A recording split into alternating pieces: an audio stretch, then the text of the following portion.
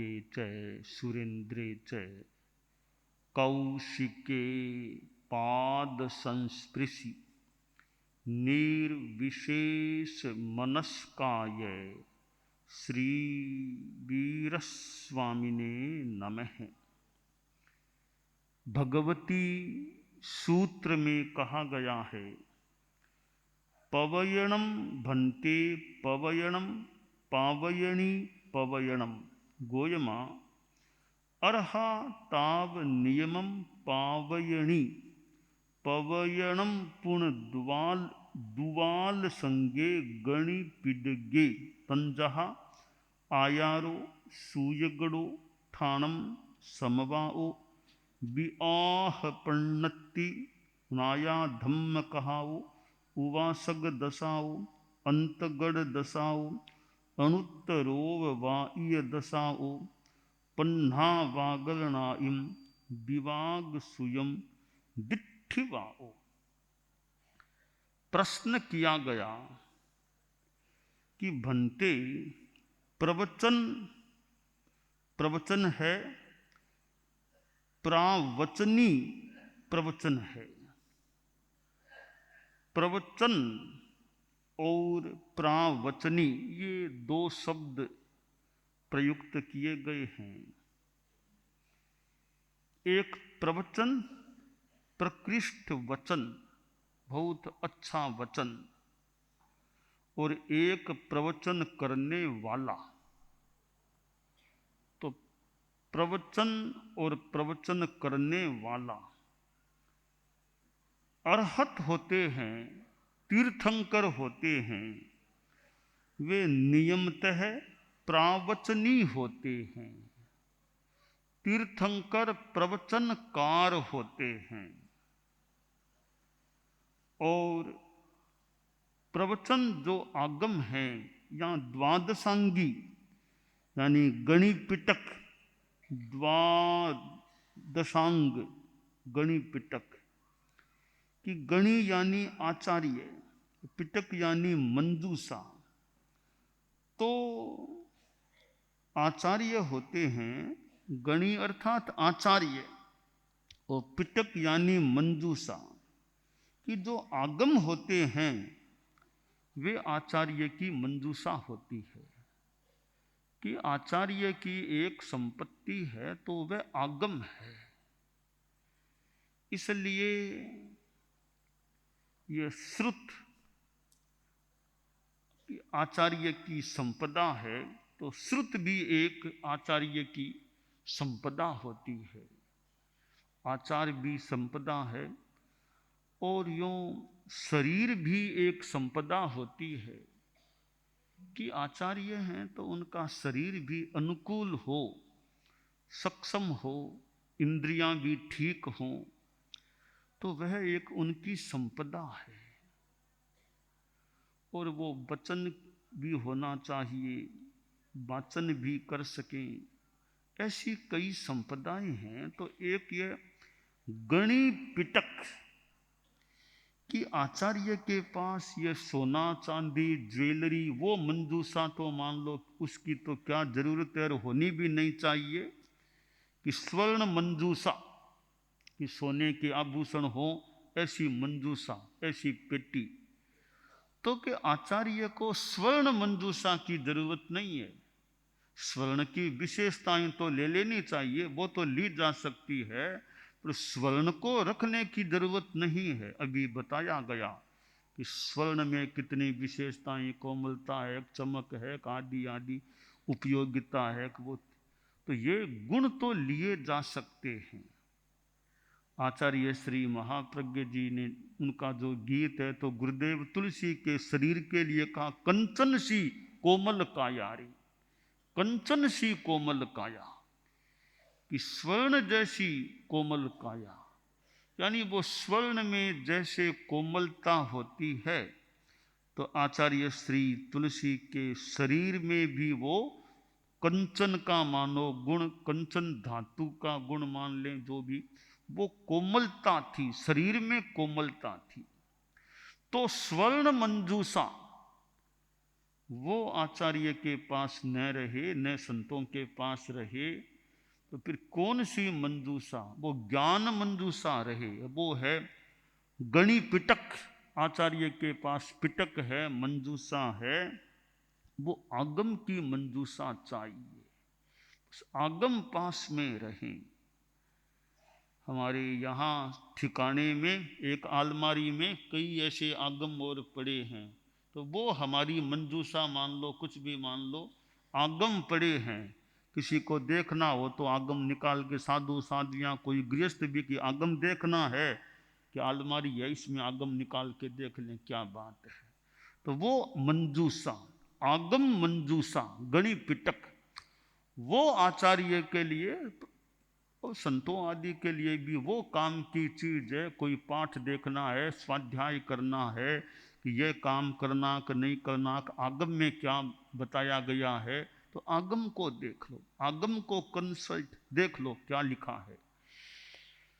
तो भगवती सूत्र में यहां बताया गया कि प्रवचन और प्रावचनी, ये दो शब्द, प्रवचन और प्रावचनी, तो तीर्थंकर होते हैं, वे प्रावचनी होते हैं, वे प्रवचन करने वाले होते हैं।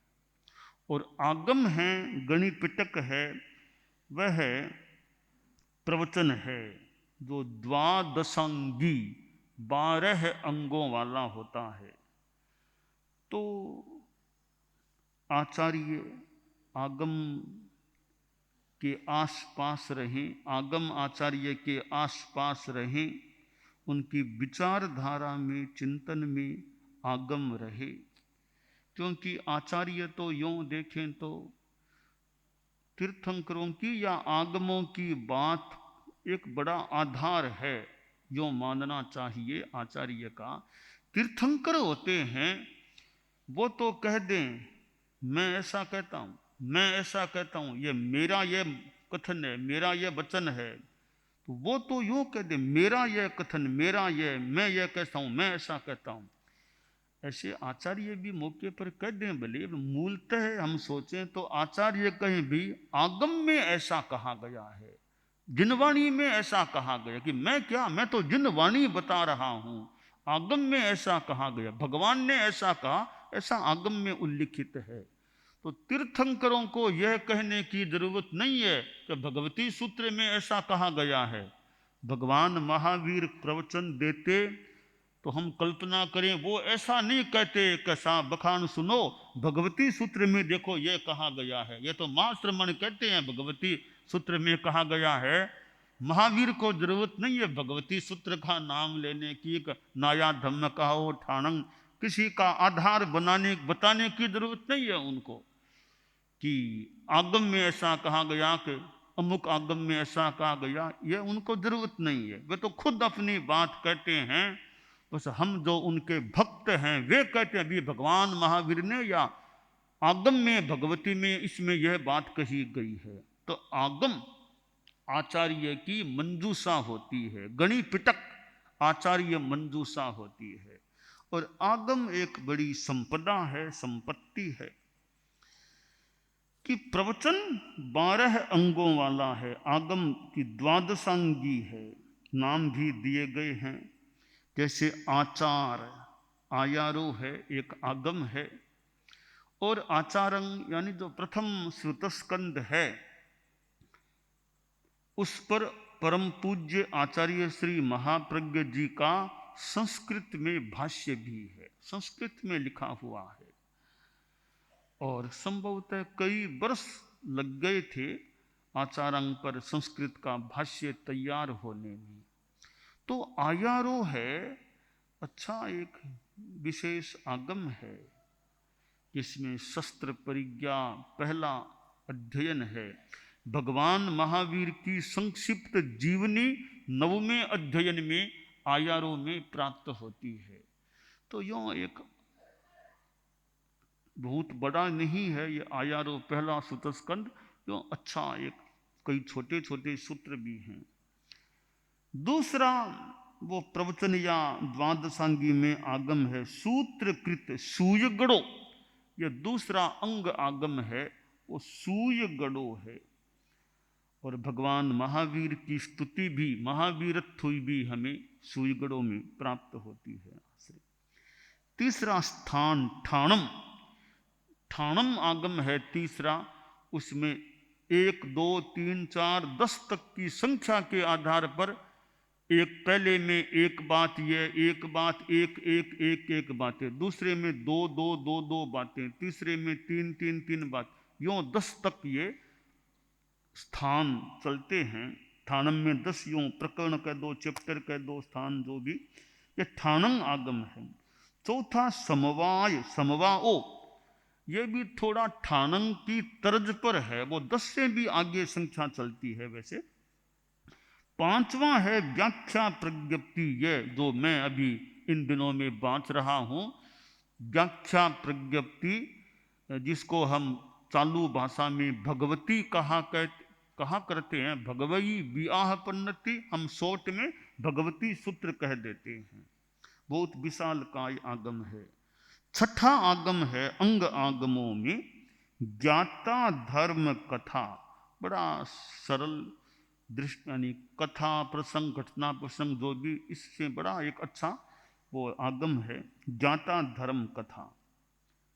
और आगे है उपासक दशा, उपासक श्रावकों के उसमें वर्णन है, प्रसंग है।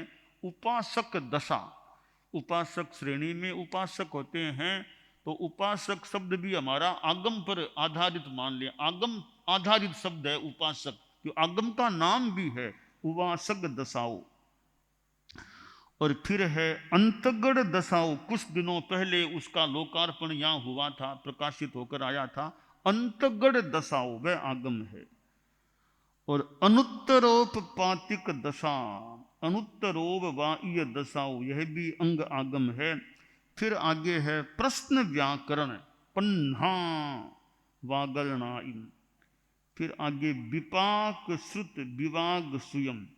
और 12वां जो है दिट्ठिवाओ, अभी हमें 11 अंग वैसे प्राप्त हैं। तो ये प्रवचन हैं, तो तीर्थंकर हैं, अरहत हैं, वे प्रवचनकार हैं, वे प्रावचनी हैं। तो तीर्थंकरों की वाणी कितनी कल्याणी गरिमा वाली, तीर्थंकरों की साक्षात वाणी।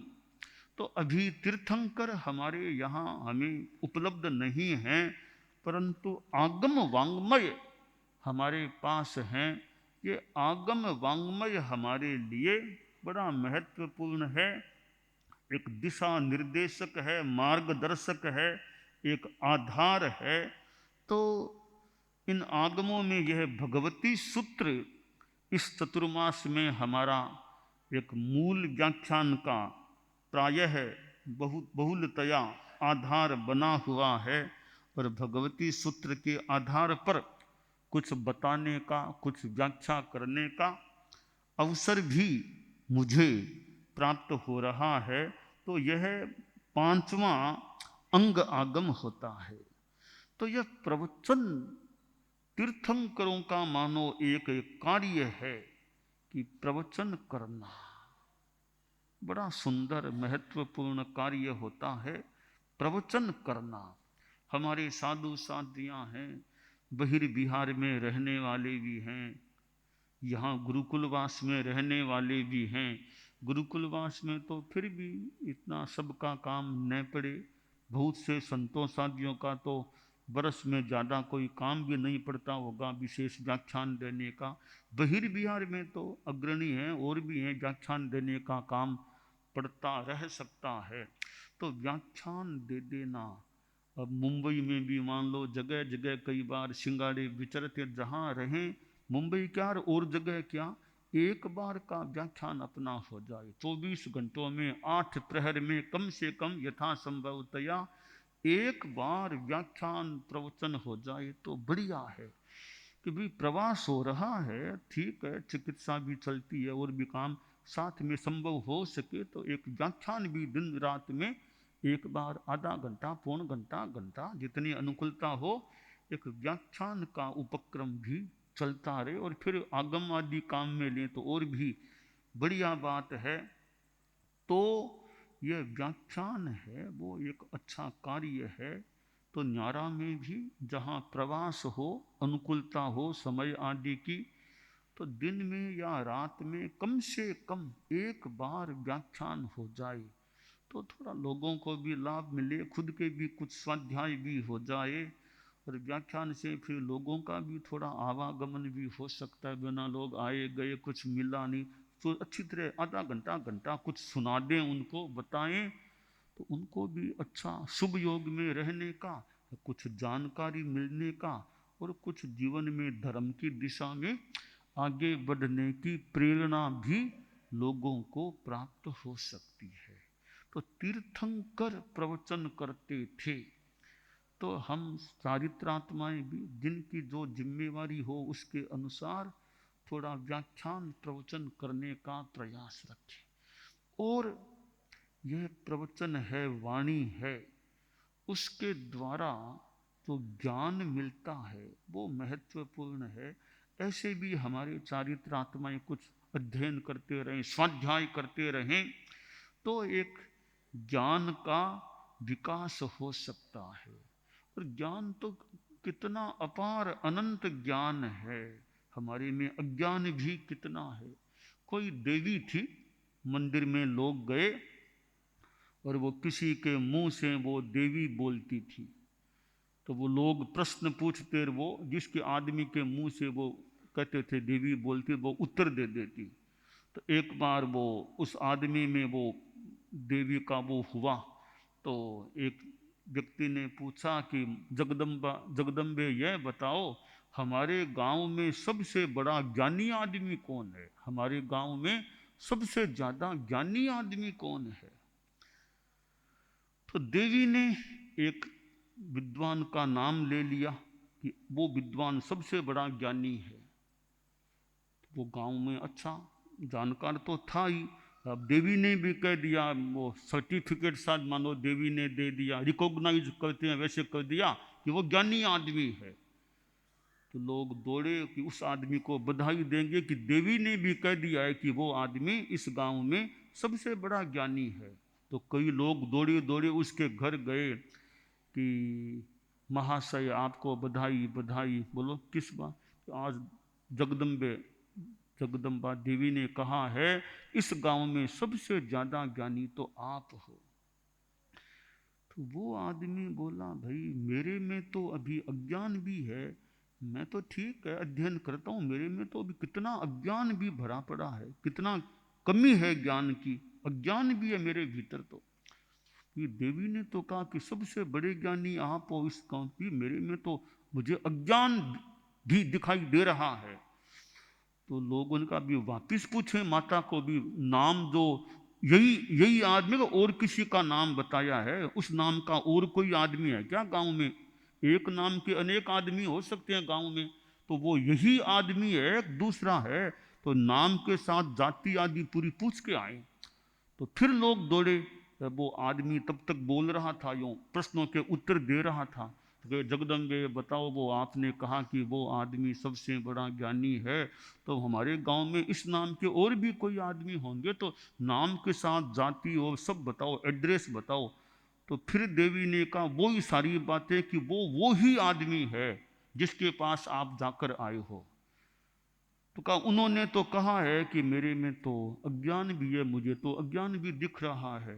तब देवी बोली ठीक है, उस आदमी ने जो कहा वो ठीक है, पर मैं ये बताना चाहती हूँ साथ में कि जो अपने अज्ञान को पहचान ले वो सबसे बड़ा ज्ञानी होता है। अज्ञान को पहचान ले वो भी, तो उसमें ज्ञान तो है ही, साथ में उसने अपने अज्ञान को भी पहचान लिया, इसलिए वो सबसे बड़ा ज्ञानी आदमी है। तो हमें प्रवचन से भी ज्ञान मिल सकता है। और ये आगम है, ये तो ज्ञान के बहुत उच्च स्तरीय आकर ग्रंथ, महान ग्रंथ हैं। ये तो बहुत ऊंचे स्तर के ग्रंथ हैं, ये सामान्य किताबें नहीं है। किताबें भी अच्छी हो सकती है, किताबों से भी ज्ञान मिल सकता है, ये तो बहुत ऊंचे स्तर के ग्रंथ हैं, आगम हैं। एक आदमी को, विद्वान आदमी के संस्थान में यों आगम भेंट में दिए गए, आगमों का सेट भेंट में दिया गया।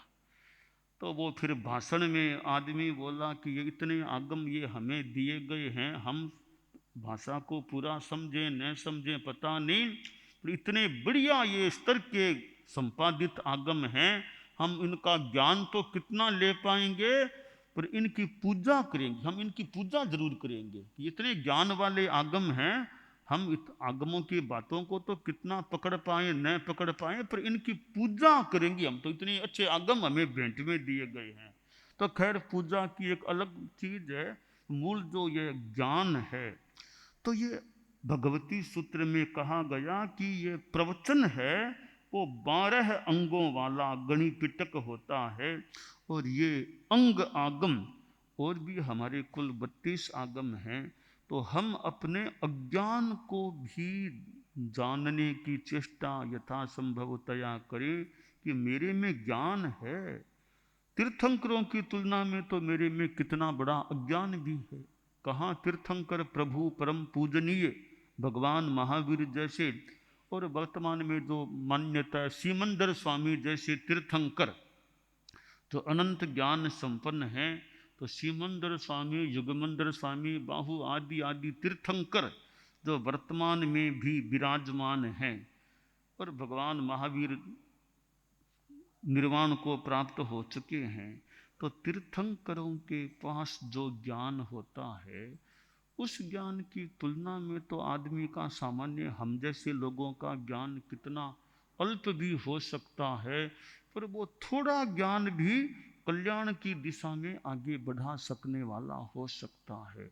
भले गुड़ है, एक तो गुड़ की भेली है, मान लो गुड़ की भेली तो नहीं है, गुड़ की डली भी पास में है, और डली भी मुंह में लो थोड़ी सी मिठास आ जाएगी ना। भेली हो तो ठीक है, उतना थोड़ी गुड़ की डली भी पास में है, वो भी मुंह में ले लो तो उसकी भी मिठास प्राप्त हो जाएगी। मिश्री पास में है, थोड़ी मिश्री मुंह में ले लो, मिठास तो है, छोटी सी मिश्री है, थोड़ी सी मुंह में लो, मिठास आएगी।